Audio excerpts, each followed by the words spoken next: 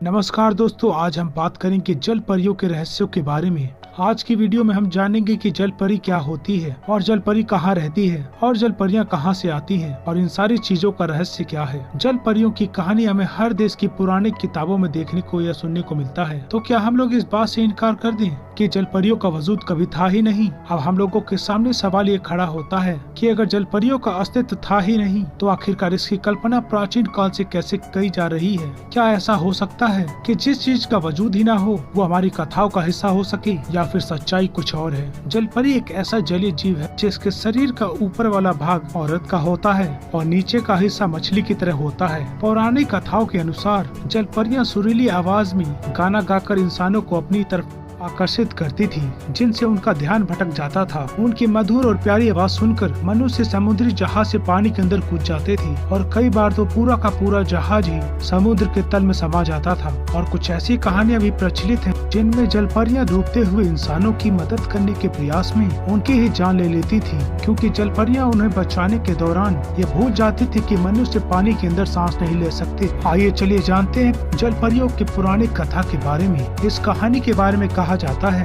कि ये जल परियों की पहली कहानी है। आसाइजन की रानी अटलांटिस, जो कि सेमेरियस की माँ थी, वो एक चरवाहे से बहुत ज्यादा प्यार करती थी, पर ना चाहते हुए भी उसको अपने प्रेमी को मौत घाट उतारना पड़ा। इस बात को लेकर वो इतनी ज्यादा शर्मिंदा हो गई थी कि उसने तालाब के अंदर छलांग लगा दी और उसने एक मछली का रूप ले लिया, लेकिन जल भी उसकी खूबसूरती को छुपा नहीं पाया और इसी के कारण उसका आधा शरीर पहले की तरह ही रह गया, जबकि शरीर का निचला वाला भाग मछली की तरह हो गया। ये ग्रीक की सबसे पुरानी कथा थी जो कि अभी तक लोगों के मुँह से सुनी जाती रही है। अब हम आप लोगों को जल परियों से जुड़ी एक और कहानी सुनाने जा रहे हैं। एक मशहूर कहानी के अनुसार अलेक्जेंडर की बहन थेसालोनिक मरने के बाद में एक जल परी बन गई थी। जल परी के रूप में दूसरा जन्म पाने के बाद वो काफी समय तक जीवित रही और जब भी उसके इलाके से कोई जहाज गुजरता था तो सभी यात्री से एक सवाल पूछती थी, क्या अलेक्जेंडर द ग्रेट अभी भी जीवित हैं? जिसका सही जवाब था वो जीवित हैं और वो दुनिया पर राज करता है। और ये सुनने के बाद वो काफी ज्यादा खुश हो जाती थी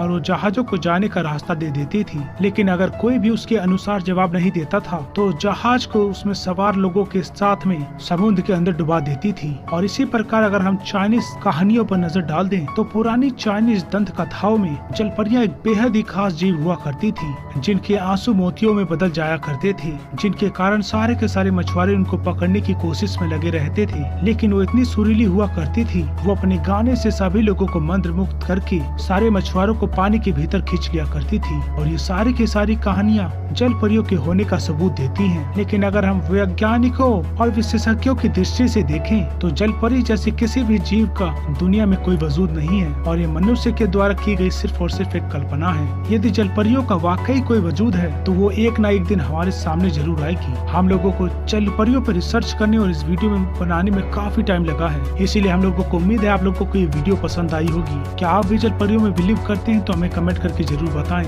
और प्लीज चैनल को सब्सक्राइब करें, वीडियो को लाइक करें। ऐसे ही वीडियो पाने के लिए मिलते हैं अगले वीडियो में, तब तक के लिए थैंक यू।